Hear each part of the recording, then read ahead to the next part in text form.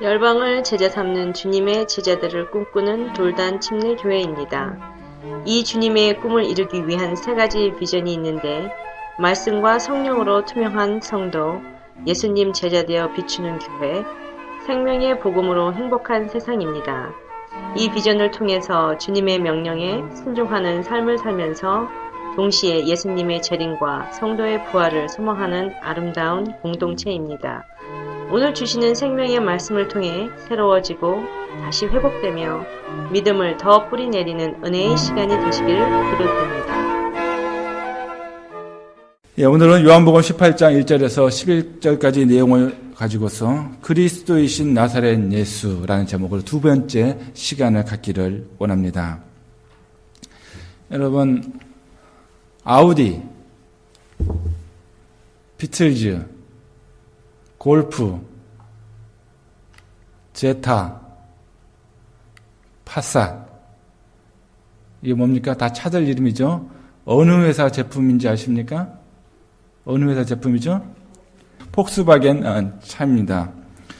이 폭스바겐 차는요, 이 견고하고 튼튼하기로 명성이 높습니다. 보통 독일 차들의 명성이죠.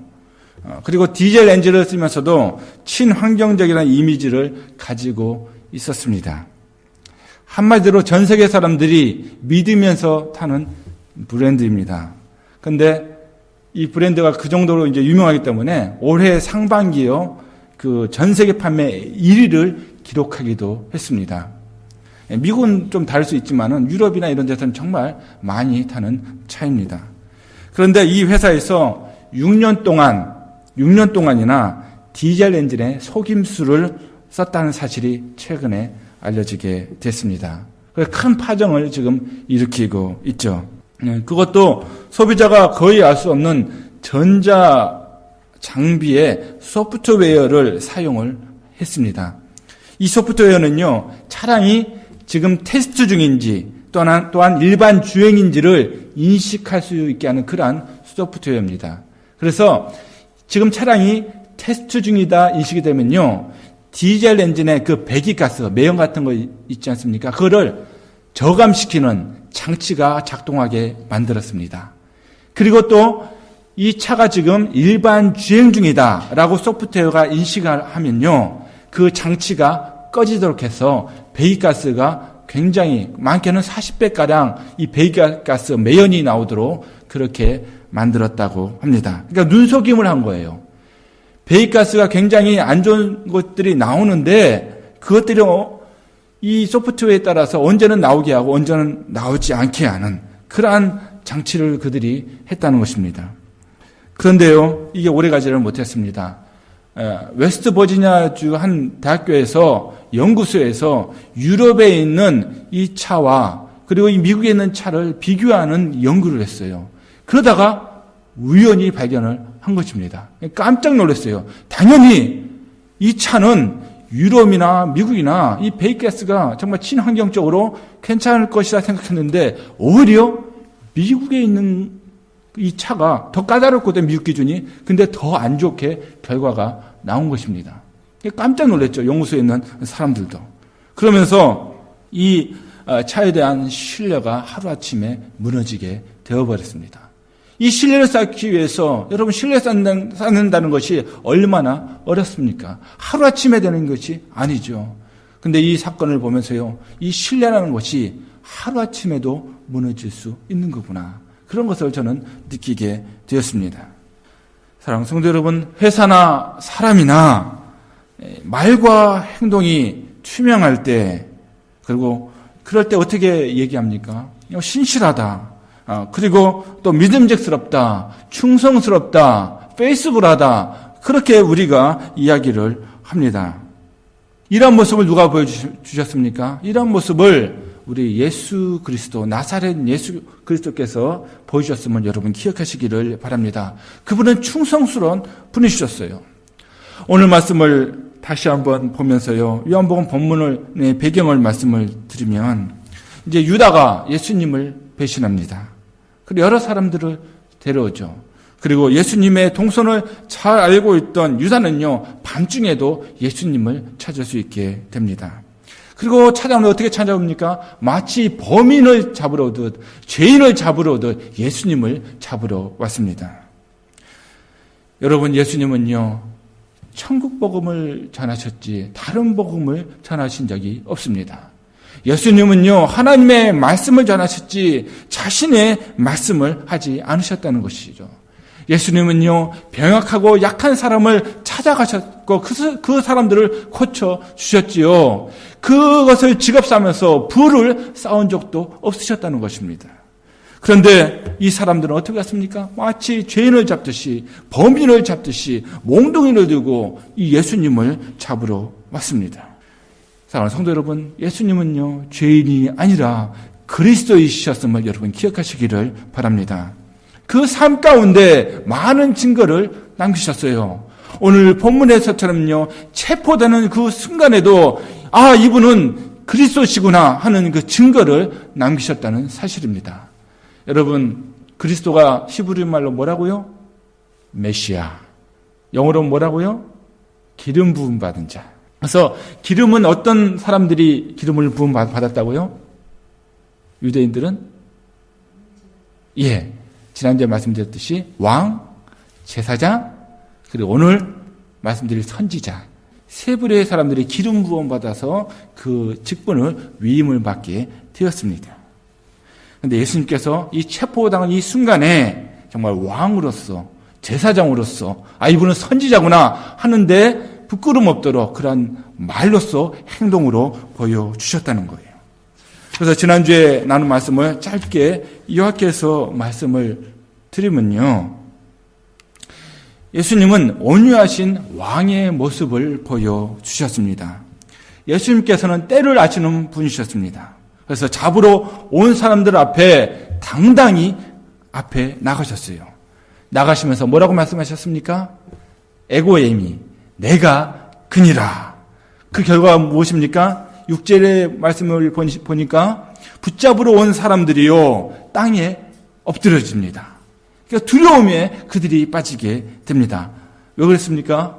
바로 예수님의 말씀에는요, 왕의 위엄이 따랐기 때문입니다. 왕의 권위가 느껴졌기 때문입니다.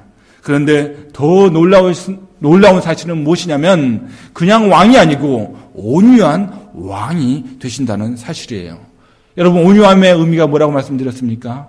온유함의 의미, 단지 부드럽고 착한 것이 온유함의 의미가 아니라는 것입니다. 내가 힘이 있지만은 그 힘을 사용하지 않는 것이 참 온유함의 의미임을 여러분 기억하시기를 바랍니다. 예수님은요, 제자들이 배신할 거 다 알고 계셨어요. 그 능력을 갖고 계셨습니다. 수많은 천사들을 동원할 능력도 그분이 갖고 계셨어요. 얼마든지 그 상황을 종료시킬 수 있는 능력이 있으셨습니다. 그런데 예수님은요, 그 능력을 사용하지 않으셨다는 것입니다. 왜요? 예수님은 온유하신 분이셨기 때문입니다. 온유한 왕이셨어요. 그리고 두 번째로요, 온유한 왕이심을 보이셨고 사랑 많은 제사장이심을 우리에게 보여주셨습니다. 때가 되었을 때 위기 상황 가운데서도요, 예수님은 누구를 생각하고 계셨습니까?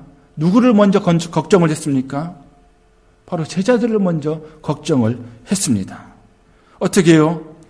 계속해서 예수님께서 질문했죠. 누구를 찾느냐? 누구를 찾느냐? 4절 7절에 보면요, 누구를 찾느냐? 계속해서 의도적으로 반복적으로 물어보십니다. 그럼 잡으러 온 사람들은 뭐라고 합니까?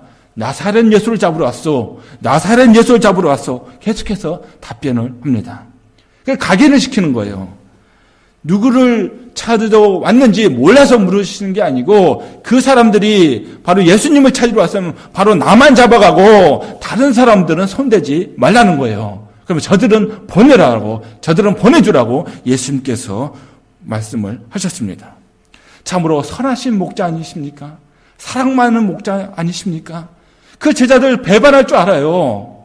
그럼에도 불구하고 미워하지 않으시고 사랑으로 정말 망치를 들고 몽치를 들고 온 그 사람들 앞에서 제자들을 뒤로하고 나만 잡아가라, 나만 잡아가라, 그렇게 외치시는 사랑 많은 제사장의 모습을 우리에게 보여주고 계십니다. 할 수 있는 한 최선을 다해서 그를 따랐던 사람들을 지켜주는 놀라운 제사장의 모습을 우리에게 보여주십니다. 여러분, 심지어는요, 그 옆에서 잡으러 왔던 말고의 귀가 떨어지지 않았습니까? 그 귀까지 붙여져요. 예. 베드로 오히려 책망을 합니다. 칼을 다시 꼽으라고. 사랑의 제사장의 모습을 우리가 발견할 수 있습니다. 예수님은 왕이십니다. 예수님은 제사장이십니다. 또한 선지자이신 그리스도의 모습을 우리에게 보여주고 있습니다.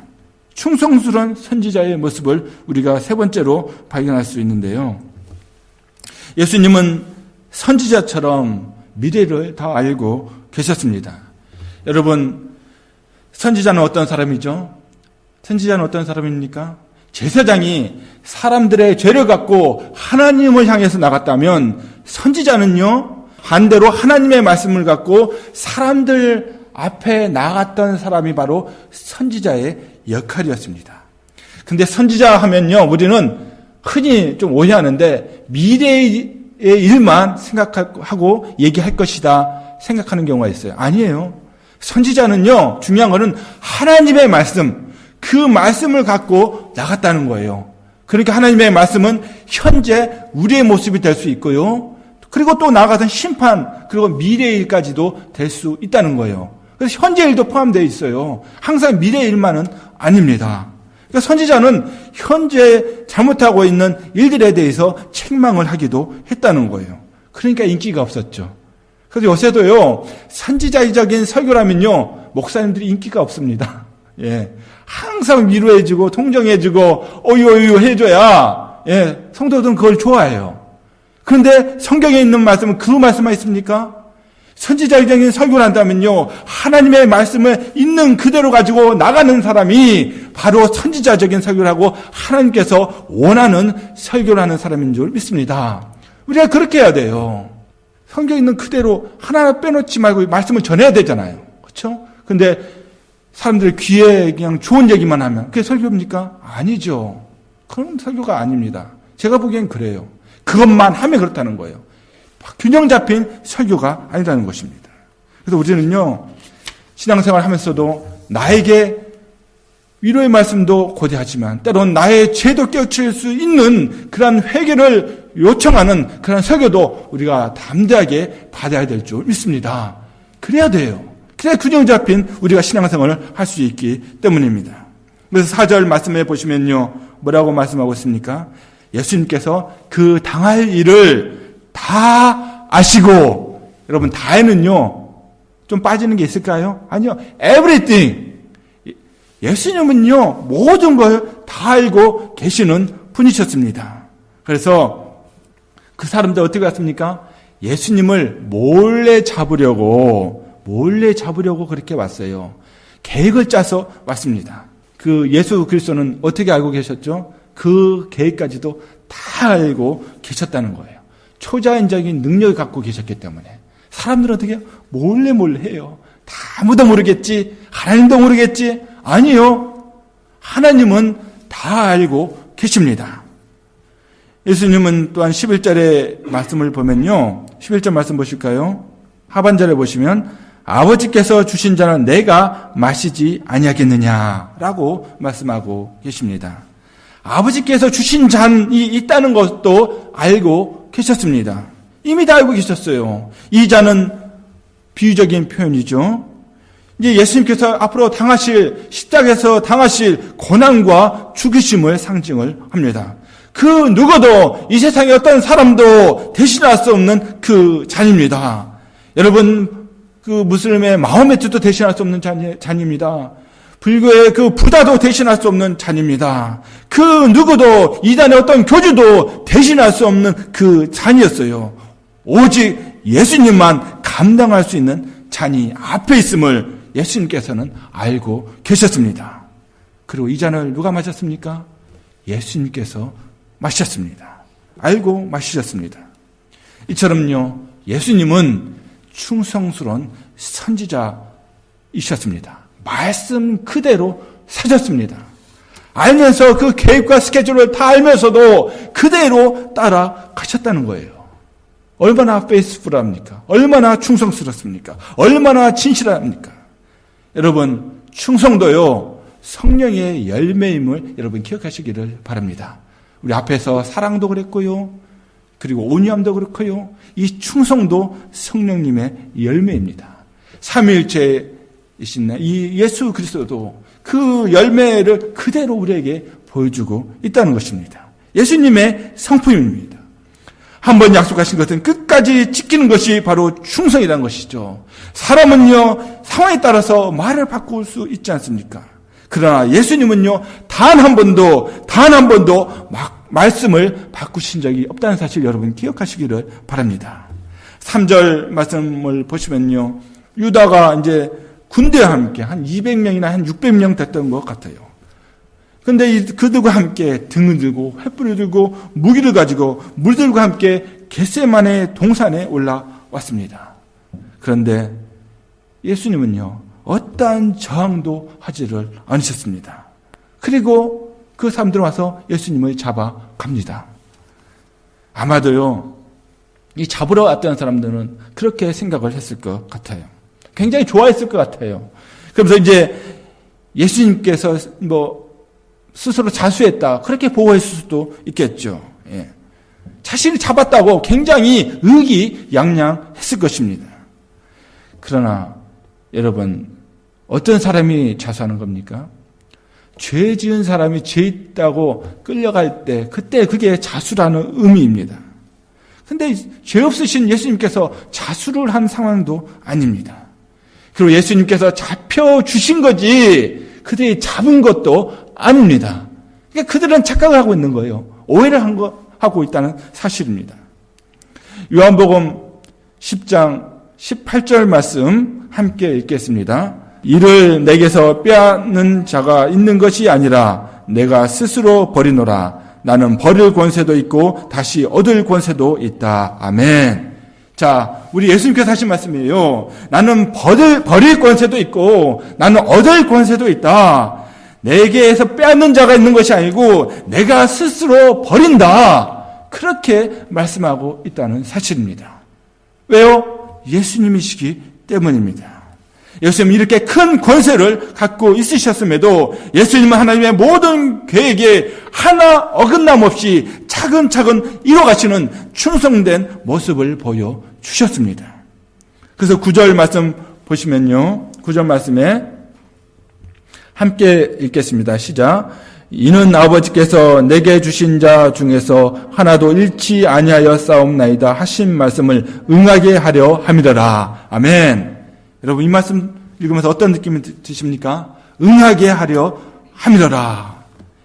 여러분, 제자들을 보호하시는 것은요, 전에 당신이 하신 말씀을 이루어지게 하려고 그 약속을 지금 지키고 있다는 말씀이에요. 응하게 하려 함이라. 기억하고 있다는 거예요. 예수님께서 하신 말씀은요, 다 기억을 하고 계십니다. 그분 하나님이시기 때문입니다. 그리고 11절 말씀에서도요, 11절 말씀, 하반전 다시 한번 말씀드리면요, 아버지께서 주신 자는 내가 마시지 아니하겠느냐 하시니라. 여러분, 이 말씀은요, 이 고난의 잔이 있는데, 이 고통의 잔이 있는데, 나에게 고난이 따르고 이게 죽음이 내 앞에 놓여 있는데, 내가 이것을 내가 순종함으로 내가 마시겠다. 강한 의지의 표현이라는 것입니다.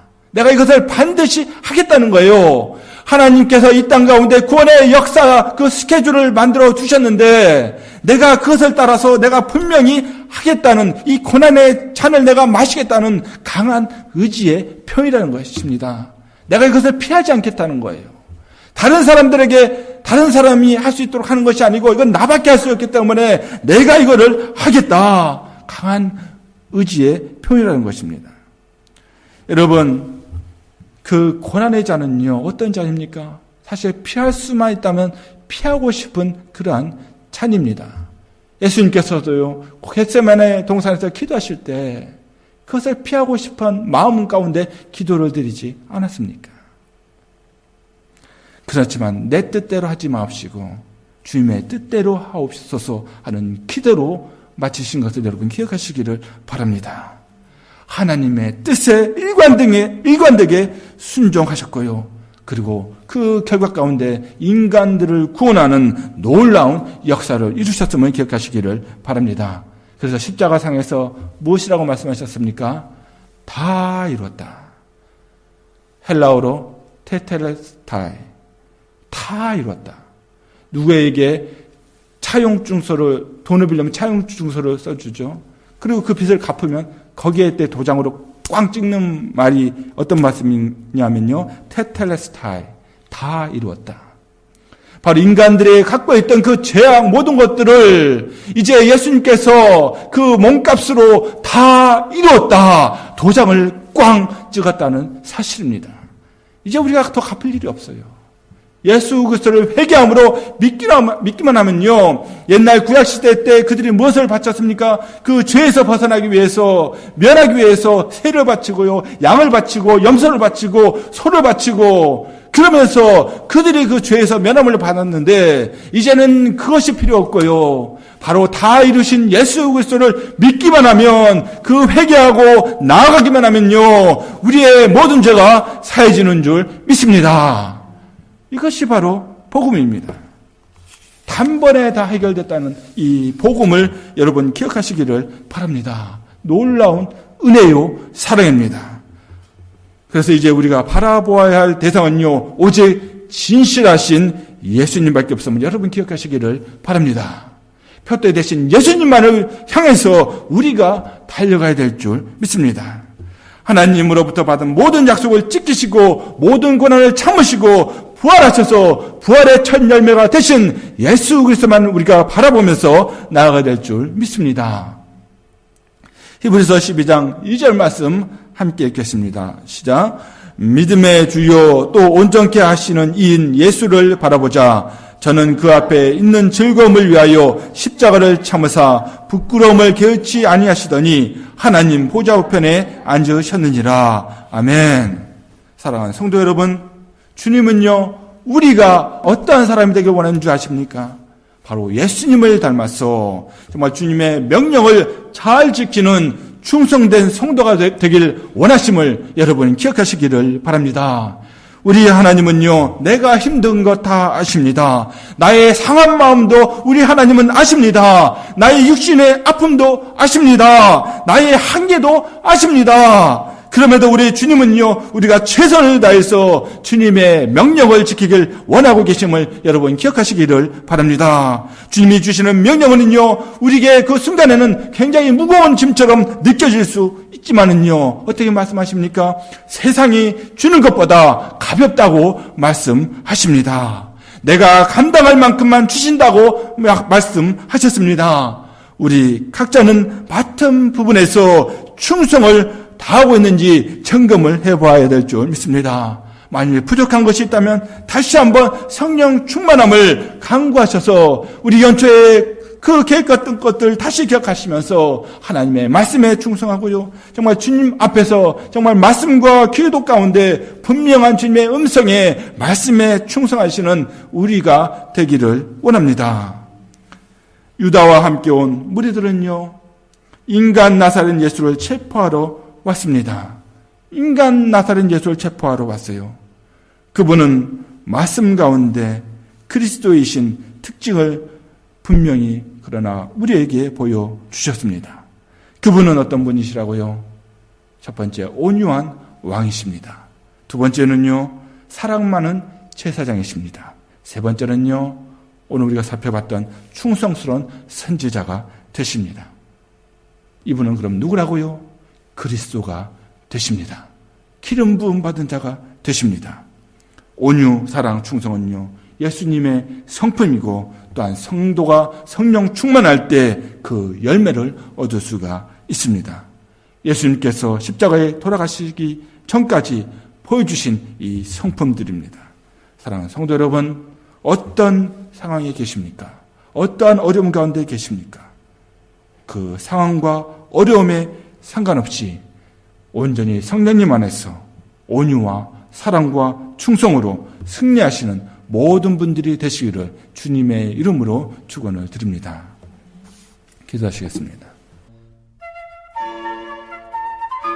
오늘도 말씀에 온전히 순종하셔서 풍성한 삶을 살아가시기를 기도합니다. 열방을 제재 삼는 주님의 제자들 돌단 침례교회 예배 시간 말씀이었습니다. 사랑합니다. 축복합니다.